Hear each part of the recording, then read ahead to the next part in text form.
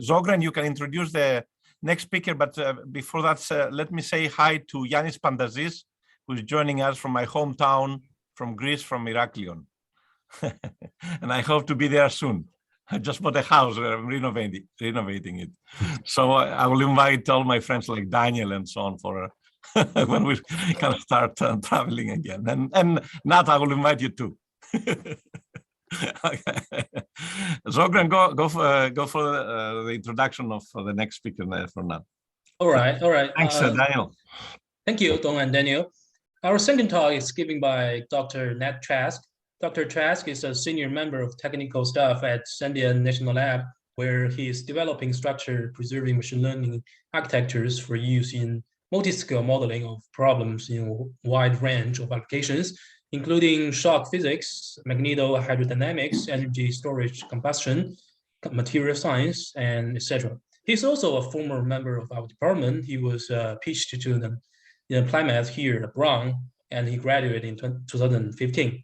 So without further ado, let's welcome Dr. Nat Trask. Thank you very much. I think I need to be given host share. Yeah, you can share your screen now. I think. It says host disabled participant screen sharing. Oh, I already set you the co-host. Oh, no. Doesn't look like it. How about now? Beautiful. Thank you. No problem. Just a second. I need to close my thing. Okay, here we go. You guys see my slides all right? Yeah. Yep, great. Okay. All right, so what I'm going to talk about is a new project that we started at Sandia about in September. So this is like a very recent work. We just finished the paper for this actually last night to submit to ICML. So everything I'm talking about here, there should be something on archive coming in about a week. Before I get started, I'm super excited to talk to the Crunch seminar. It was always my favorite thing when I was still at Brown, get pizza on Fridays and hang out. So what I'm going to talk about is really kind of like a higher level question about how can physics informed models be used to perform high throughput science. And so there's two big themes to this. The first one is multimodality, and I'll get into exactly what that means, but if you haven't heard that, that basically means heterogeneous data. Things like text plus images, plus video, plus audio, all at the same time. There's another big piece, which is physics informed machine learning. And if you're familiar with any of the work that we do in my group, that's actually most of what we work on. But I'm not going to cover that for this crowd because you guys, most of you already know all of the basics. And really the focus here is when you have a physics informed surrogate or data driven model, what do you do with it? But there are important details to this that I'm not going to get into, which is basically if you're going to use these kind of models in this way, there's certain like rigorous guarantees you need models to have, like that they're guaranteed to be stable and that they can perform out of distribution inference or extrapolation well. But the main goal that we're after is we want to discover exploitable information shared across these different kinds of data. And so I'm mostly focusing in this project on material science. And for material science with high throughput data, basically robots doing experiments, they make what they call big data, but for data science people, that's not big data. So they might make like 100 experiments or something like that, which isn't really big enough. So the tools, what I'm going to go over, which are called fingerprints that we're going to look for. These fingerprints are meant to facilitate this and give us actual access to really big data. So you'll see what I mean by that in a little bit. Okay, so in our group, and the same at Brown, probably at this point we have a whole inventory of like a million different kinds of problems in physics and this surrogate for that problem. We do a lot of stuff with solid mechanics. We do stuff with shock hydrodynamics, so things like shocks propagating through metals in extreme environments. subsurface flow, combustion. We're doing a lot of work with semiconductors. All of this work is basically has an eye toward forward simulation. Like you're going to discover a PDE, or maybe you're going to do some sort of inverse model, like you want to infer, like the previous talk, right? Like you want to infer a conductivity field or something like that. But really the question that we're starting to get interested in at Sandia is, sorry, a phone call. The question we're interested in is, now that you have these things, how do you actually do AI to do real science and engineering design? So not just say like, look, this surrogate can replace an expensive PDE solver, but do things that you could never do with a standard modeling and simulation kind of workflow or philosophy. What we're after is AI-enabled high-throughput material co-design. And so when I say high throughput, there's kind of two ingredients to that.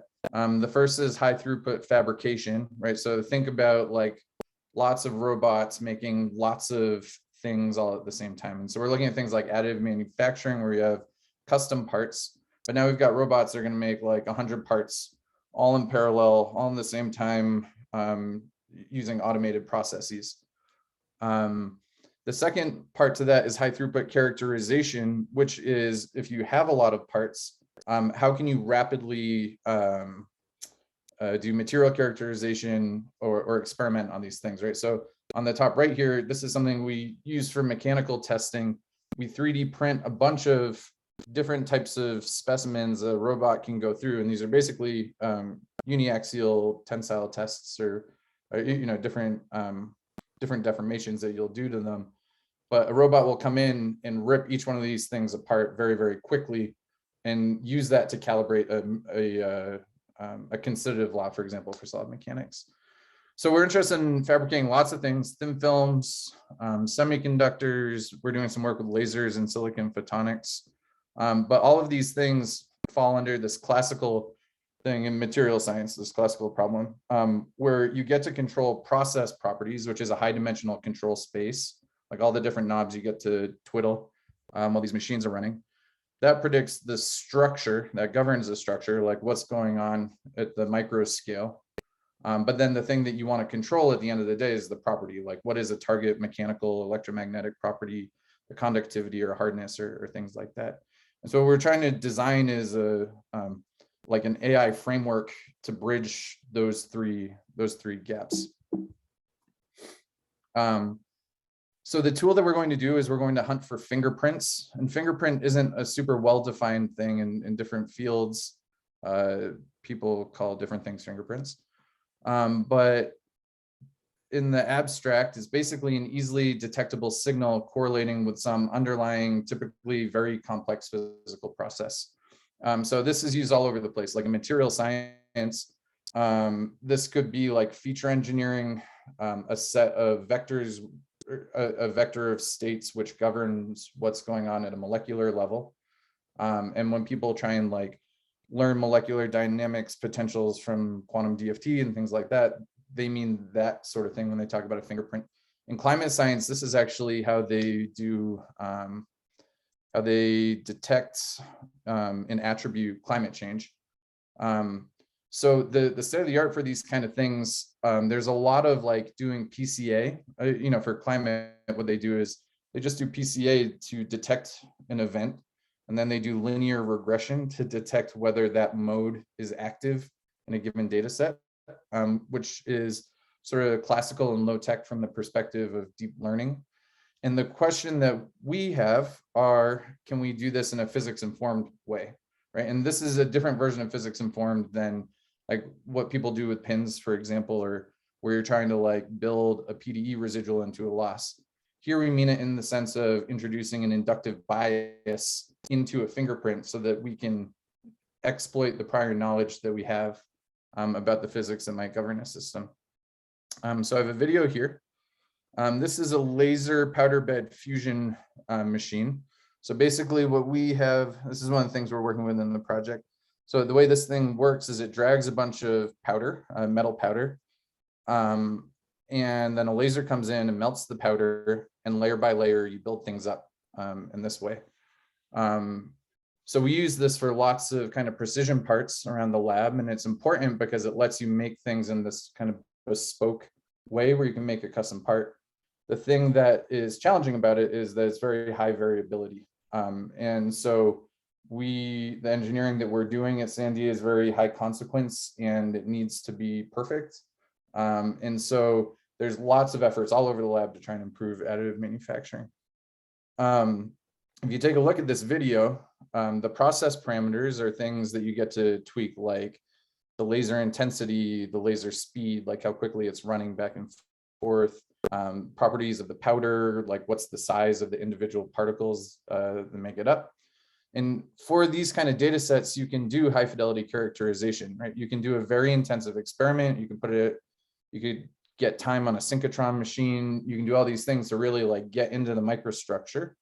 But there's also a lot of low fidelity signals coming off of this, right? So you can see just in this video that you have this light. You can see the plume coming off. That's this the ejecta coming off that you might be seeing. So there's light, there's sound, there's Nat, this is real time? The video is real time or is accelerated time? No, yeah, this is real time.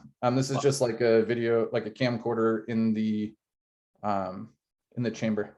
Wow, fast. Super fast. Yeah, and then, you know, and that's the thing about all of this stuff is that it's high throughput, and partially why we're so excited about it. Okay, so those different modalities, meaning like microscopy, X-ray images, light, sound, whatever, we're interpreting that to mean multimodality. And so multimodality is a little bit of a buzzword right now, just in the last year or so. So classically in computer vision contexts, this is what people mean when they say that. So take this picture on the left. There's this abstraction of a bird there. So a bird can be realized in different modalities, either through an image or through a sentence describing the bird. And those two modalities describe that abstraction in terms of complementary information. So what your brain is doing when it synthesizes, you know, all of your five senses, right? It's synthesizing all of those in such a way that it's more than the sum of its parts. Okay, so what's done in machine learning right now is really focused on text, video, and audio. So there are things like automated subtitling. You might, like in this Zoom meeting right now, I think you can turn on subtitles, right? That's a machine learned thing that's learned to sync up the audio that I'm saying with text. And that would be an example of multimodality.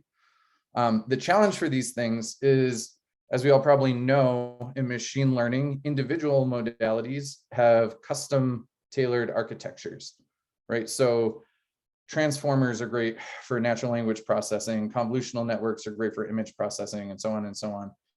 In order to handle these things all at once, what we need is a general purpose abstract framework that's modular. You can plug in different modalities, and it treats everything in a holistic way. There are some other success stories too. So people are using this in medical records and places like this. But again, this is what they have in mind is really wrestling with text. So for us, multimodality is different, and this is a maybe an unconventional interpretation of multimodality. So we have high fidelity material characterization, and these are the expensive things that you can do. So these are like expensive experiments. They might take hours to run, or direct numerical simulation, right? So it could either be physical or synthetic. And this high fidelity data, and it's great to follow up the last talk, right? Because this is the same focus on multi-fidelity.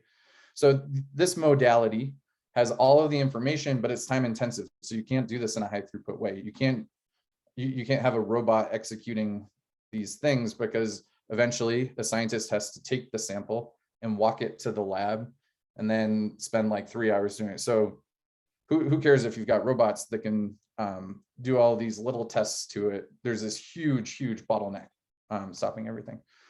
On the other hand, we have low fidelity modalities. So these are like the extra bibs and bobs like all the little things that you can measure while this experiment or the fabrication is going on.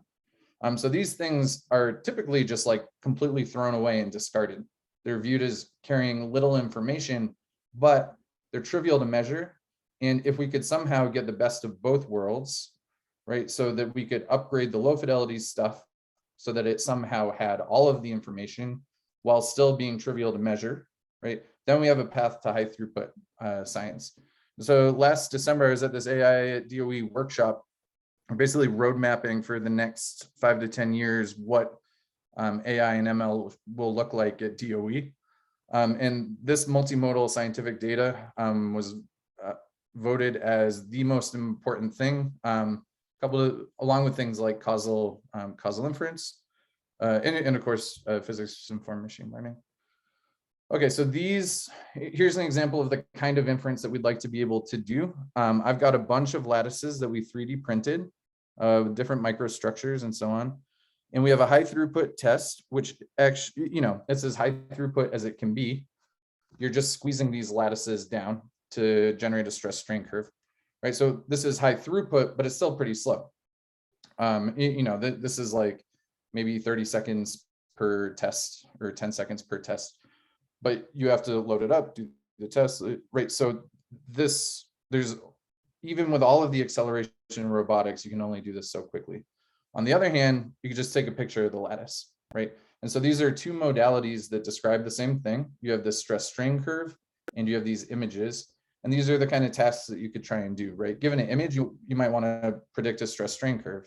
Given a stress strain curve, you might want to do generative modeling to prompt a picture of what the microstructure is that correlates with that stress strain curve to prompt hypothesis generation for people that want to do this is more of an explainability kind of thing.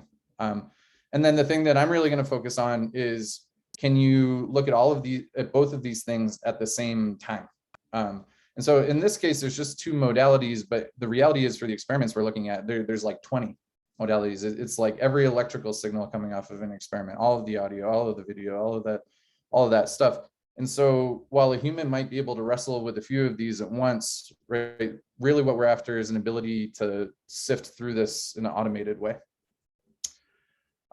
So for this project, this is a figure from the proposal, which, at the time was more of a fiction and an abstraction of what we had to do rather than an actual thing. But this really defines like you can view it as like design requirements, right? So we have a given system. This is an electroplating system sketched out here.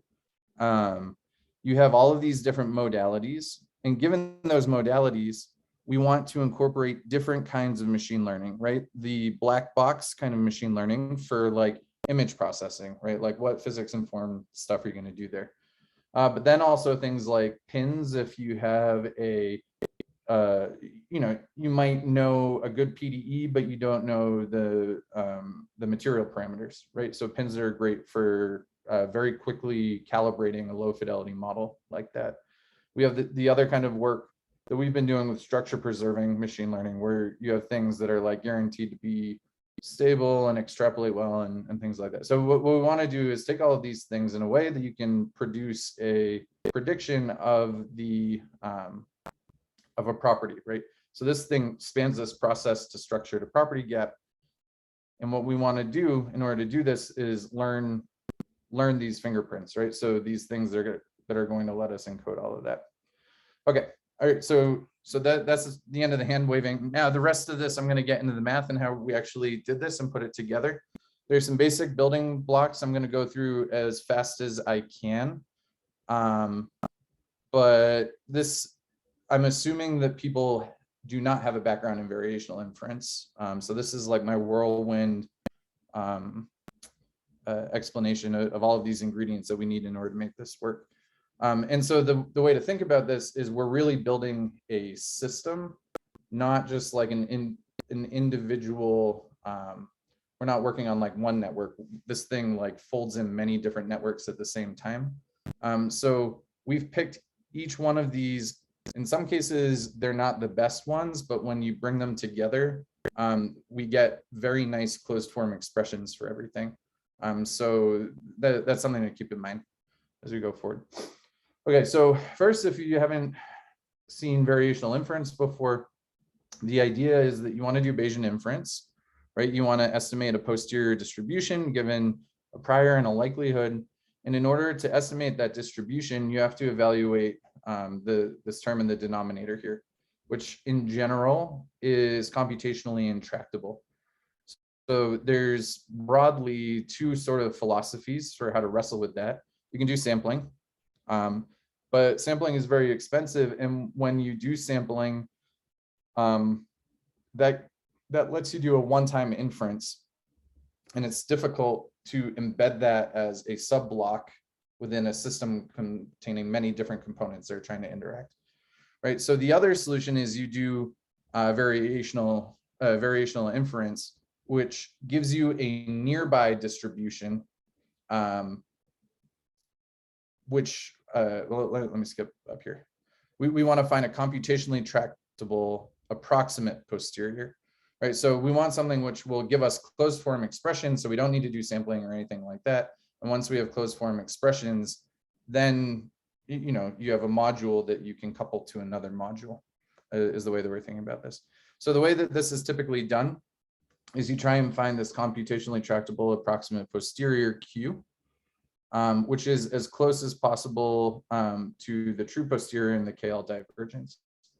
And so these equations here are just finessing this. This is just arithmetic, but you can rewrite this so that you get this expression down here. So that the probability, so the assumption here is that you have some hidden variables or latent variables Z, and then you have some observable variables X. And so you get this expression that says, and the assumption is that X is somehow generated by Z, right? So you have a generative model which says, given Z, then you can predict X conditioned on Z. Okay, so you get this decomposition if you rewrite this loss function that you're working with, and you get a KL divergence here, which is the thing that you actually want to minimize. And then you get this term here, which is called an elbow or an evidence-based lower bound. And so if you want to find the optimal distribution Q of Z, which is independent of X, minimizing the KL divergence is equivalent to maximizing the elbow, right? Because this term on the left-hand side is independent of Z. So that's our objective. We're going to maximize the elbow, which doesn't require any data on Z, whereas the KL divergence does. So in some sense, the elbow is integrating out the overall of the possible values of Z. Okay, so that's how we do these things. And so you're probably, I'm not even really going to bother to describe this stuff. I think everyone knows what an autoencoder is. An autoencoder is a tool for dimensionality reduction, for nonlinear dimensionality reduction, but it's purely deterministic, right? So you push something through an encoder and it maps it to a deterministic point in a latent space Z. And then you decode it, and you get this encoding and decoding just by minimizing a L2 loss or some other sort of regression problem. With variational inference, you can work with what's called a variational autoencoder, which does the exact same thing, but now it's set up as a variational inference problem. So you have an encoder which takes some high dimensional data and it maps it to a low dimensional latent space. But instead of mapping that to a deterministic point, it maps it, that point that it gets mapped to has a Gaussian distribution on it, right? So it's really mapping to random balls in the latent space is one way to think about it, is the way the probability is concentrated. And then for your decoder, you make an assumption of some sort of prior on how Z is distributed. And then you run that to a decoder to get your prediction. And so the elbow, the encoder is the posterior distribution, The decoder is the prior distribution, and the elbow is trying to make these two things match up in latent space. And so this is how it's typically done in a vanilla autoencoder. You know, you have you assume a standard unit normal prior.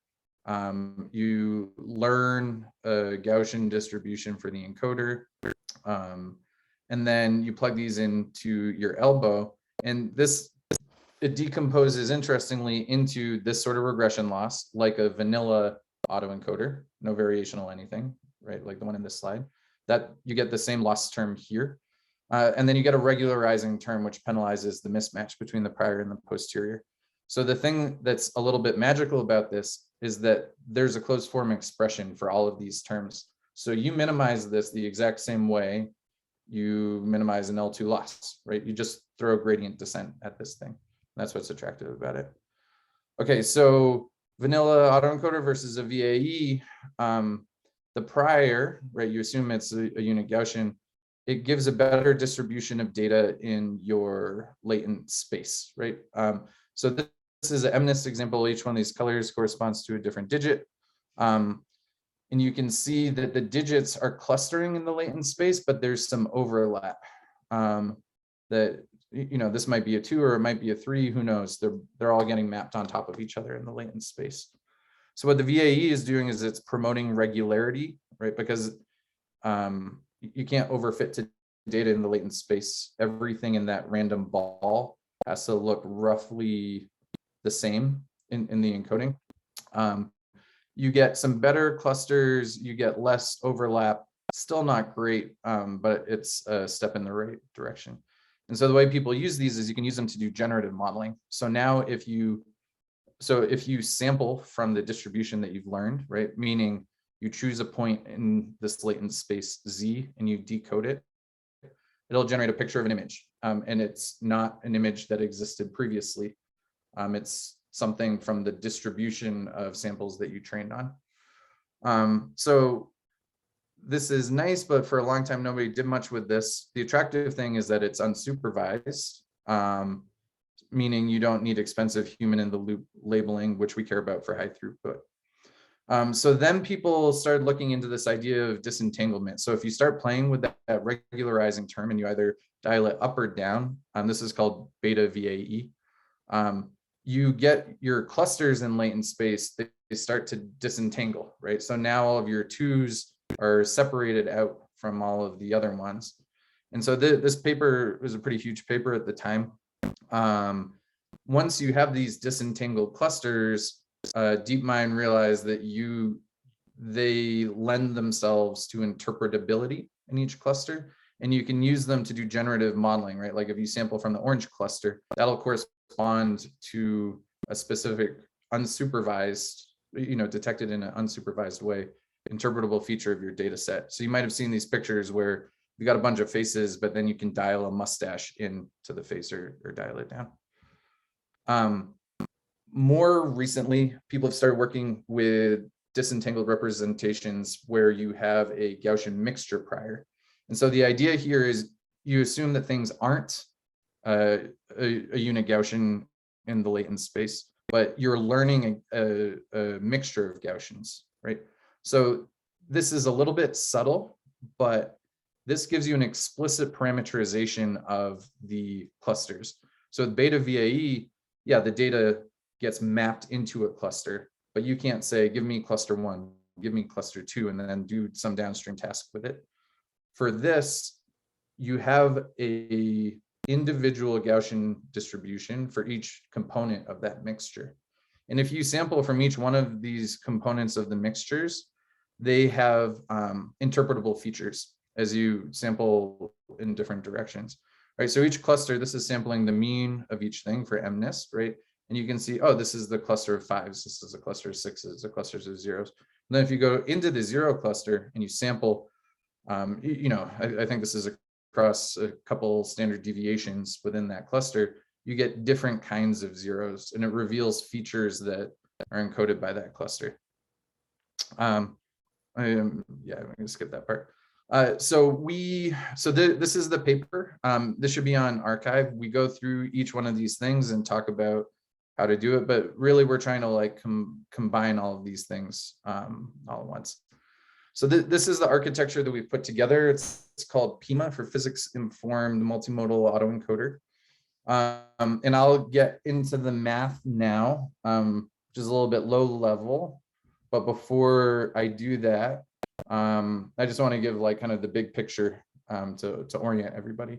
So the way this is organized is you have all of your different modalities. We call these X1 through XD for the different kind of modalities. Some of those modalities are black box data, things like images. Some of them are what we call scientific data, something that we know how to model, like from first principles. So each one of these things through this, variational inference kind of framework gets encoded into a normal distribution in the latent space. And then we apply what's called a product of expert strategy to combine all of these things. And I'll get into the details later, but what it boils down to is that the product of Gaussian distributions gives you another Gaussian distribution. And Gaussian distributions admit closed form expressions. So by performing, we call this modal fusion, by combining all of the individual modalities and folding them into one Gaussian thing, which we call the multimodal distribution, we've fused all of them into a common posterior distribution that spans all of the modalities. The right-hand side, this is the generative model, right? And we have this Gaussian mixture model. And so the thing that's really nice about this is that this will give, we'll get there in a few slides, but this will give a closed form expression for the elbow.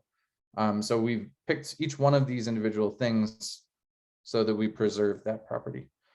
So now that you have your embedding in latent space, you want to push it through the decoder, right? For the black box data, you can just use a standard decoder, right? We use convolutional autoencoders for the encoder and decoder for those guys. But for the scientific data, and this is the most important part of this entire thing. If you remember one thing, it's to look at this tan box. This is our subject matter expert model, or our physics expert model. And this is a parameterized model, which will describe that data. So I'll get into some examples for what this could be. But for example, we're talking about stress strain curves. A very simple expert model is that we assume a linear strain hardening law, right? Just this bilinear form.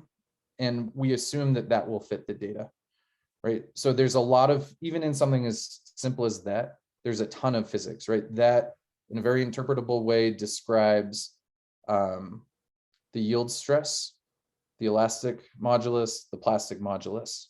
And so now we're forcing our decoder, we're forcing our embedding to find something that decodes into this interpretable physics-based model.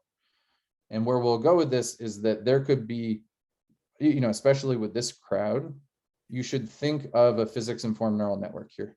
That is, think of a depot net, think of all those kind of things. Okay, so Nat, I just want to make a point that this really framework is ideal for biomedical modeling. Yep. We have a project like that. We have mice data and so on, but that sort of multimodality, it has exactly what you show here. It has strain curves, it has histology measurements, it has all this stuff. And I think that's really big for medicine. And I like the synthesis of all these ideas. Of course, also the variational encoders with the uncertain quantification. But what I'm saying here is this is not just PIMA, it's also medicine, and it's lots of other things, but medicine right here. Yeah, we argued about whether we should do knowledge informed or physics informed. No, it's good for this, for Sandia, but I'm saying it's really, it's a great conceptual framework which has a direct implementation, like with the components that you put there. So yeah, exactly. And I put this together as a requirement because I'm part of this project which synthesizes multimodal data. So we put it together, and I was initially just targeting all this material science stuff. Since it's been working across the lab, there's just a ton of problems that have this multimodal plus expert model pattern to it. So it's actually, I'm talking a lot about materials, but this maps pretty broadly. So before Nat, excuse me, I have a question here. So I think you make a very strong assumption in the latent space. When you take the product of Gaussian distributions, it means that these latent variables for each one of these encoders are independent from the others, and they're not. Right? Yeah, for sure. So so there are correlations there between the data that come, from the gray thing there on the top and the other thing. In other words, multimodal data, the whole point of it is that there are correlations between them, right? And that's what you're trying to uncover. But when you make this assumption of a product of Gaussian distributions in latent space, it's as if you are ignoring completely all the correlations. Yes, absolutely. And that was something that stressed me out for a very long time. I've been talking to a lot of people who do a lot of Bayesian modeling. And the thing that I had to let go, given my personal probability training, is that you're used to trying to build a model with appropriate models for dependence, right? Like when people use copulas and things like, like you're used to trying to put something together like that. My understanding, my limited understanding, I'm not a probabilist, I'm a PDE person, but my limited understanding is that for variational inference, like people use much worse approximate posteriors. You make it accurate by solving the optimization problem to make it match the true posterior as close as possible. But there is also a way to actually start including the dependencies by using in probability, if you have the joint probability of certain random variables, right? If they're independent, then the joint probability just becomes the product. But if they're dependent, you can still write the joint probability as a product of conditional probabilities. So all I'm saying is that you can start, let's say, from encoder, the top one that you have with mu1 and sigma1, you can start as this as your starting point, and then you can build an encoder, for the second modality, which is conditioned on the first one, and then for the third modality, which is conditioned on the first two. So you can have this product structure, but it will be about conditional probabilities. I agree. Space. Yeah, we talk about this in the paper. There's a lot, that is a second school of thought in this multimodal thing, like whether you want to work with a joint product distribution or you want to build up like the dependency. Panos, then you lose all the, of course, you're right, you're more rigorous, but you lose the analyticity, right? You're not going to have closed form solutions for Zogren, I think Zogren... conditional probabilities could still be, yes, they could still be Gaussian, I think. If you take a, yes, it could be. I think the problem is with the variational inference. I think Zogren in the paper we have some things like that, right? In the long paper. Yes. So, but we do it in the assumption for the parameters are different. So here, Nat assumes that we have the Gaussian random variables to be the latest data variables, but in the UQ review paper, I think we assume the parameter from the network parameters. So those are different, but the method is the same. Yeah.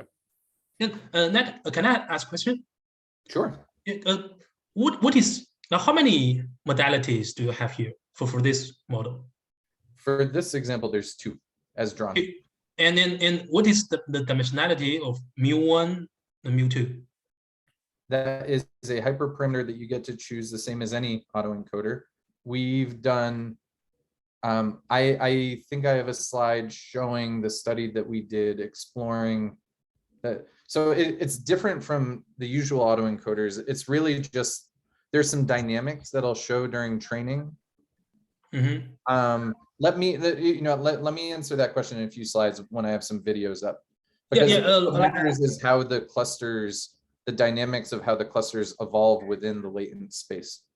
So if the dimensionality says you only have 2 modalities, and if the dimensionalities of mu1 and mu2 are not that high, I think you can combine them into one Gaussian multivariate Gaussian. So for which you don't have to deal with this independence between two modalities. Yeah. There's like there's like, you know, people have been working on this just a few years. There's dozens of papers of alternate ways of combining things for the encoding side. Like George mentioned, what we wanted was something simple and which preserved the analytic expression for the elbow. But you know, tons of different, you know, I kind of just picked something and then I didn't want to think about it anymore because it's a little bit paralyzing to choose the very best encoder. Just like all network design, you know? Yeah, like, yeah. So let me move on from this slide and get into the actual math, which I haven't brought up yet. But the thing I want to point out is that these clusters are what we are calling fingerprints. And this is how it works. So you can do, you can do cross-modal inference, right? From a single modality, you can encode into latent space. You can identify the cluster associated from that. And then you can decode in either direction to do generative modeling to predict the other modalities, right? So one thing is, yeah, this gives good clusters and you can use those good clusters for downstream tasks.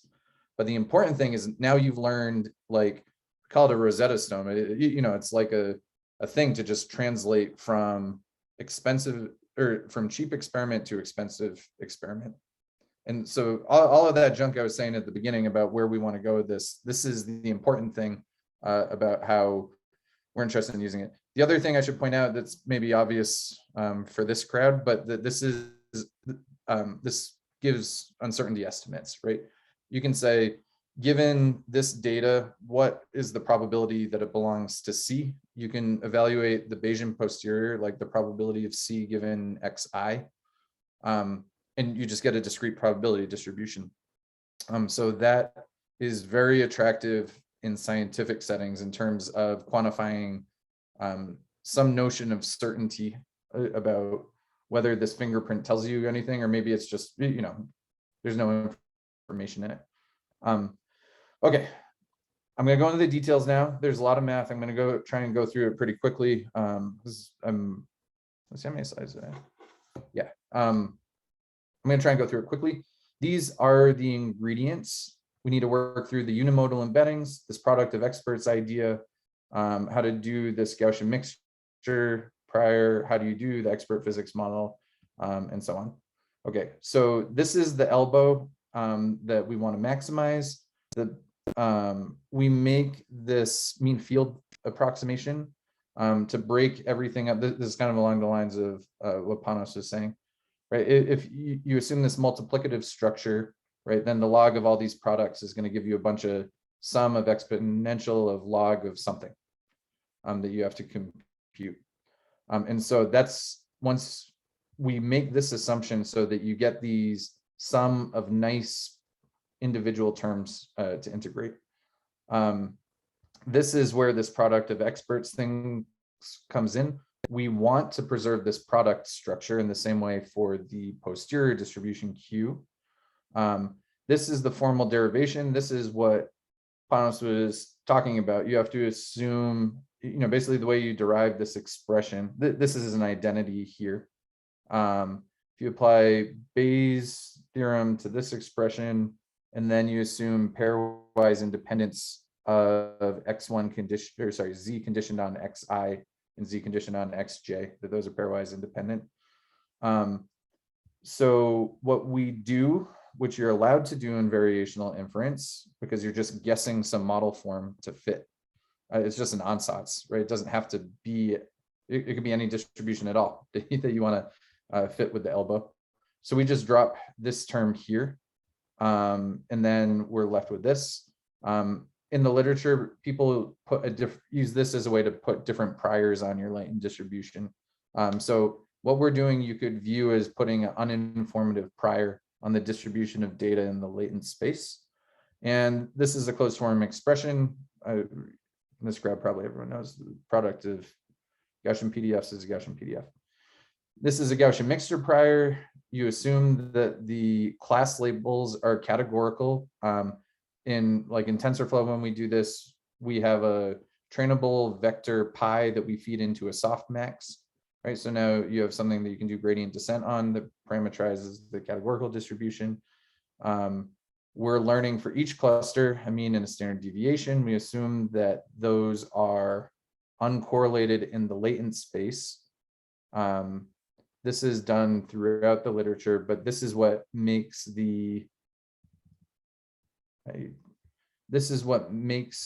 you get different features in different directions, right? This is Z1 and Z2. So by assuming that they are independent, it kind of forces it to vary in different ways in each direction. I'm not sure whether I actually believe that. That's like the folklore. Let me preface it by saying that. Okay, so now that you have the clusters, this is how you do the decoding, right? So you predict the modalities by conditioning off of the cluster. And what the distribution that we're going to assume is that the mean is given by some nonlinear regressor, right? So this could be as simple as like a generalized linear model.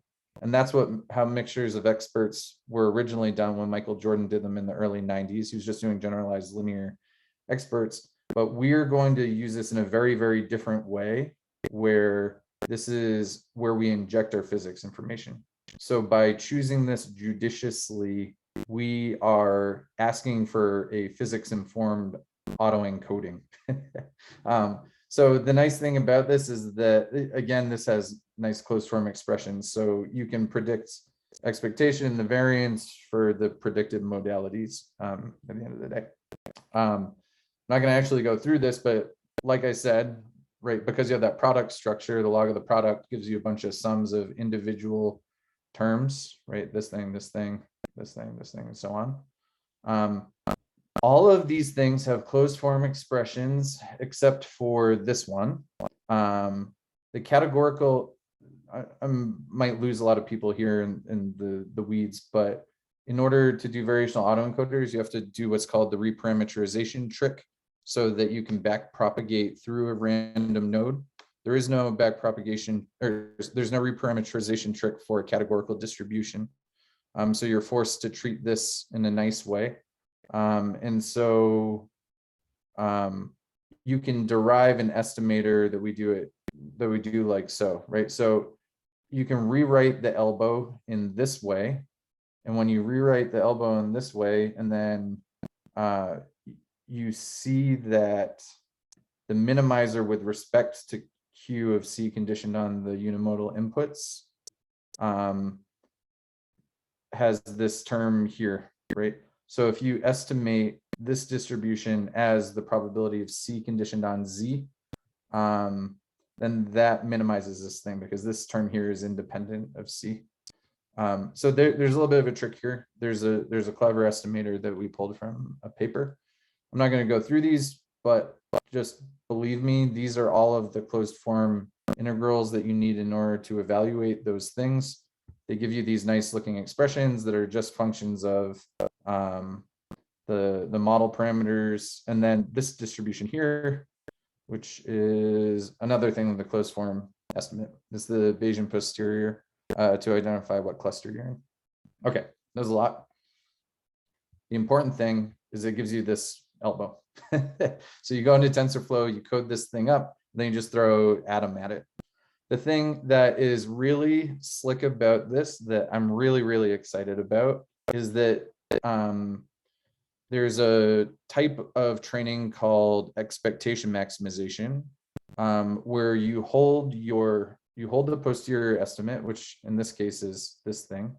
You hold that constant, and then you optimize the remaining parameters. So it's a lot like a block coordinate descent kind of strategy, right? Like you freeze some variables, optimize the rest. And if any of you have seen our like least squares gradient descent paper, we use this idea a lot in different things. And so magic formulas pop out. You get a closed form estimator for the clusters. So each step of training, you don't do gradient descent on the cluster centers. You just evaluate this formula. the most important thing is that you get one of these for the expert model. So each step of training, you can solve, it's just a weighted least squares problem, right? This is a little L2 weighted by the posterior distribution. You get this problem for the parameters in your expert model, which means, so if you think about it, we've got like 20 things we're trying to train simultaneously, but we can make sure that some of these things are moving along a manifold of the optimal fit to some subset of the parameters. So that's super exciting. Okay, that's all the math. Now I'm gonna check the time. I have experiments to walk through that shows how this works. I'll probably skip the applications at the end. So the first application that I'm going to show is totally physics agnostic. It's completely meaningless and it's a toy problem. It's just pedagogical. So don't, some people don't like this. Don't get too worked up about it. It's just a super concrete way to dig into this. So imagine you have some latent variable z, which is a digit. And then we have two modalities corresponding to those two things. One is an image of that digit. And then the second modality is a 1D function whose slope corresponds to that digit, right? So you might have a, oh, one sec, where'd my pencil go? Here we go. One item of data would look like these pairs, one image and then one function whose slope is 9 plus some noise. This is a toy thing, but what we want to do is we want to train this in an unsupervised way, right? So we don't give it any data on Z, and we're going to use an expert model where we assume x2 is just some constant times x. Right? So we're just going to fit a linear expert model to this. And so if you think about it a little bit, you'll realize that this is really not that far from supervised learning, right? We're just dressing up the label and, we're encoding the label as the slope of another modality, right? So this isn't meant to be mind-blowing. This is meant to show the dynamics in a situation where it's very clear what kind of information is shared across modalities. Okay, here's some videos of it training. So over the course of training, you can see the clusters just untangling. You can see the expert models fitting to each cluster. These images show the decoded means of each cluster over the course of training. At the end, you're left with 5 functions that go through the different subpopulations of the data. They have a probability distribution on them that tells you how well they fit each subpopulation. You have a generative model for each picture. This is in the top right. This is what you would get doing the same sort of thing with a traditional variational autoencoder. These are the clusters that we get. And so if you do classification, so there's classification accuracy for unsupervised learning is just you look at the mode of a given cluster and you associate the label which occurs most often in that thing, right? So we don't know, like we just get a pile of clusters. We don't know which one is a 2 or a 3. But if we look at the labels that were held out during training, we can say, oh, this is a 2 after the fact. And 99% of the things in this cluster are all 2s, right?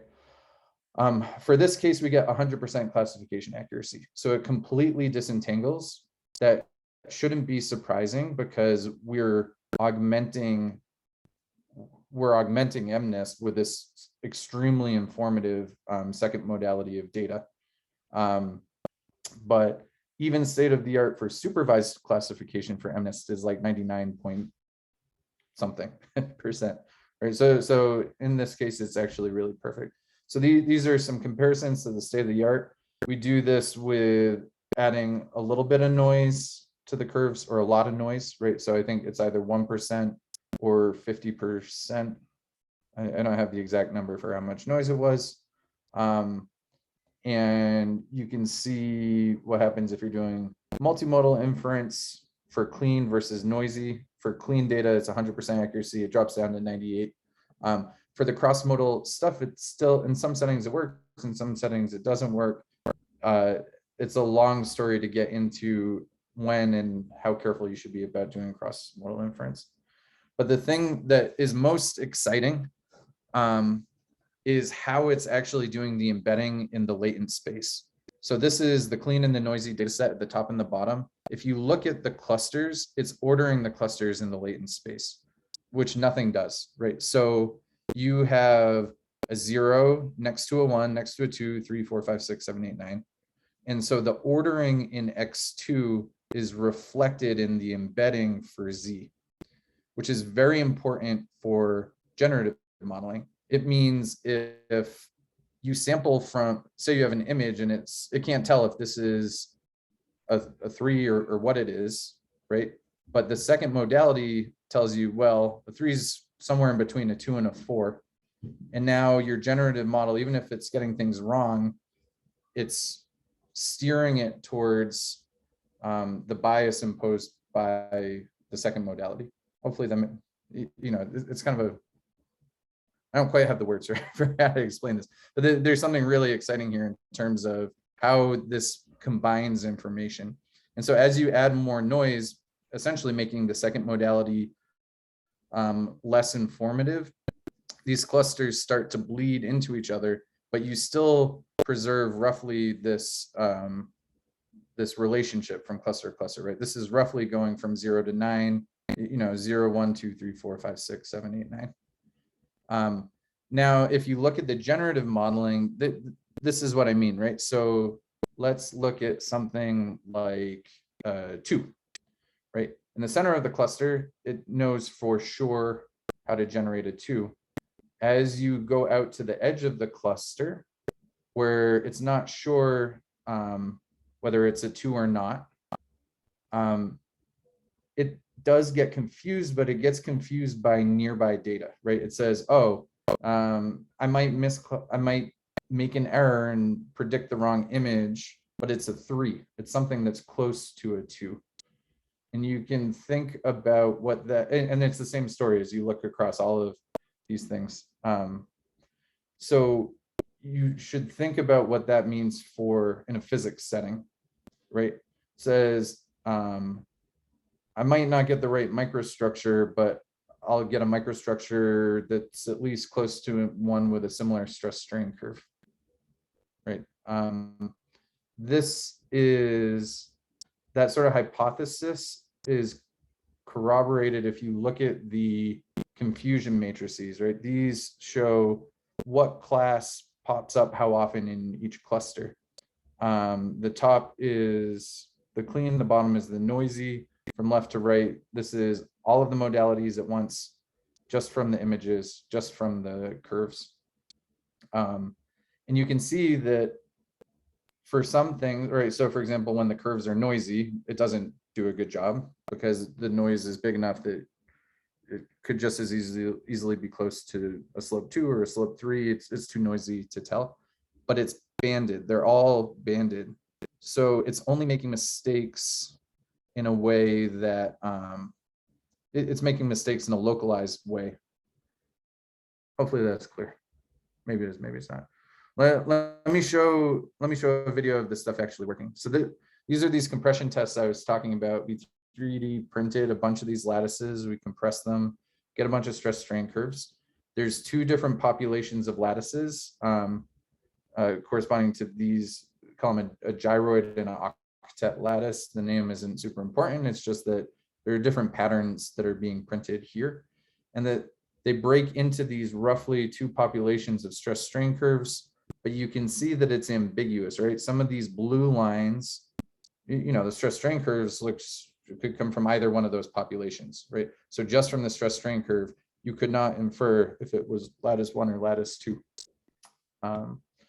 So let's look at how this trains.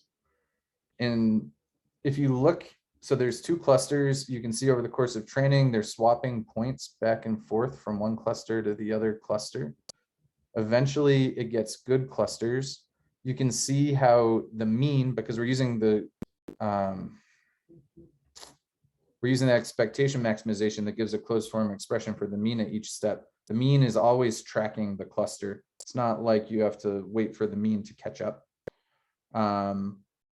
once you have good clustering, you get good generative images. Once you get good generative images, you can see that it knows how to fit. Now it's pieced apart the two things, and it can fit the stress strain curves to both cluster. And so now we can use this. We can use this. We can just take a picture of this and get the same sort of information that you would get out of a stress strain curve. I don't know. I have some directions. I'll just blow through this. We're looking at doing stuff like taking audio while like putting a microphone in the laser powder bed fusion chamber and trying to get an audio signal that matches images. We have these experiments where you do scratch tests. It's kind of like dragging the needle on a record player across a thin film and trying to gouge out some material. That tells you properties about hardness, delamination, all these kind of important things when you're designing a thin film, right? And so we have images of these modalities, but we also have all of these like low fidelity things that come off of the machine, so that we would hope we don't need to do all this time intensive imaging. You could do things like go in to an expert model and you can do much more fancy physics informed circuits. Maybe I'll just leave it that way. So I'll stop here and take questions. The thing, the main punchline is that multimodality is super, super important and exploitable, and especially in science, like more so in science than in the way people are doing it right now in black box machine learning.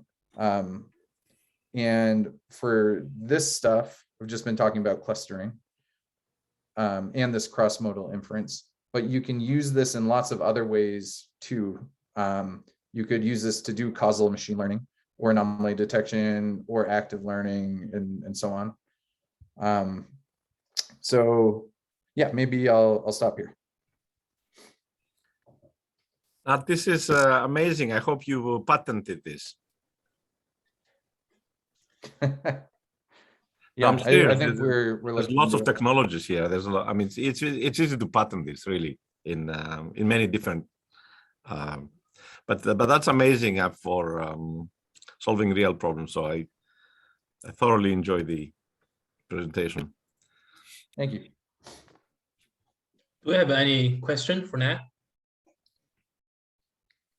All right. If not, thank you, Nat, for this talk. Hold on a second. I had a question. This is Varun from Yes, Varun. 170. Dr. Trask, could you go to slide 37 where you are showing your predicted stress strain curve? 37, 27. Where you're showing your prediction of stress strain curve from This one? Yes, this one. When you actually run it through to the end, you see a small corner at the end, like where you have a corner at the where the linear stress is actually changing to plastic stress and all that. Is there a reason for that corner to exist? Yeah, so the expert model that we've chosen here is a linear strain hardening model. Yeah. A linear strain hardening model is something that's piecewise linear like this, right? So we assume that we can fit this data with something that, these are degrees of freedom. We choose, it has to go through the origin. We need to fit this point where the elbow occurs, right? So there's 2 degrees of freedom there for the X and Y coordinate, and a 3rd degree of freedom for what the slope is once it's in the plastic regime, right? So this is a nonlinear 3-parameter model, but it encodes this transition from elastic to plastic response. Okay, thank you. Maybe Enrui has some questions. Enrui.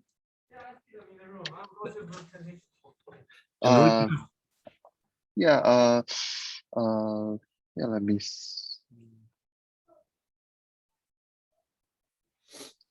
Yeah, I don't have any question for now, but I think this work is really amazing, and yeah, essentially there are lots of applications not only in this type of engineering but also other like biomedical, where we have lots of different modalities from experimental measurements which give different forms of information regarding the genotype or phenotype of That's right.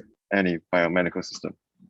Nat, and Rui just wrote a paper where he goes from stress strains and biaxial testing to genotypes. We call it G to phi, the Greek phi for phenotype. Oh, really? So you're trying to get you're trying to correlate biomarkers with a mechanical test on the mechanical test give you which genotype comes from. So we have 5 different mice. So you only use one type, but we could use multiple, because that's what you demonstrate here. Multiple modalities work synergistically, and that's what the example with the noise, you show that how you can actually cluster. And he had 85% classification accuracy, but I think he can go higher with. Yeah, but we could get higher. Let me say that, you know, to Andrei and to everyone, basically, the beautiful thing about machine learning, this is just like a little Python script that encodes all of this. I mean, there's a lot to get it to actually run on a big cluster and train quickly and stuff like that. But it is so unbelievably easy to just apply this from one data set to another data set. The only thing we need to do is choose the expert model. So if anyone has multimodal things, I would be very happy to collaborate and to take a spin on your data if you want to write an easy paper. And the whole, I mean, you know, I think Ishan is also listening, and we had this data. We can have, you know, imaging data, we have metabolomics, genomics, and so on, all this data, and then you have other. So that's why I said medicine is the big playground actually for, and there we use also models, expert models, single view, multi-view. All these are sort of common things that we are also trying to introduce. Any other questions for? I should make this comment too. You can input, you know, maybe this is obvious, maybe not. You can input synthetic data as an extra modality, right? So you can run DNS, and you can ask your DNS to inform whatever your stress strain experiment was, right? That's right. Yeah. So, and you can see how you can all these things that are usually like different pieces. Work for closures as well, and lots of different applications. Any other questions for Nat? Maybe you can show your paper, Nat, the archive paper, so people can write it down, because I think there's a fair amount of interest, certainly from multiple people in my group, but I think others too. Yeah. So that's in the archive, right? You don't have the archive number, but that's okay. No, it's in review. It'll be on the archive next week. Okay.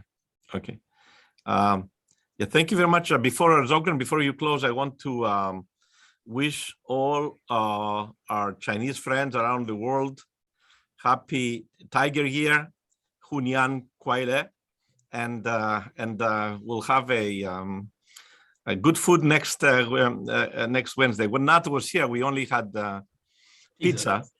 Now we upgraded to, thanks to Heli, we have upgraded to Chinese, and sometimes we even go Domino and Chipotle. So come back, Nat, to, but we do it on Wednesdays, okay?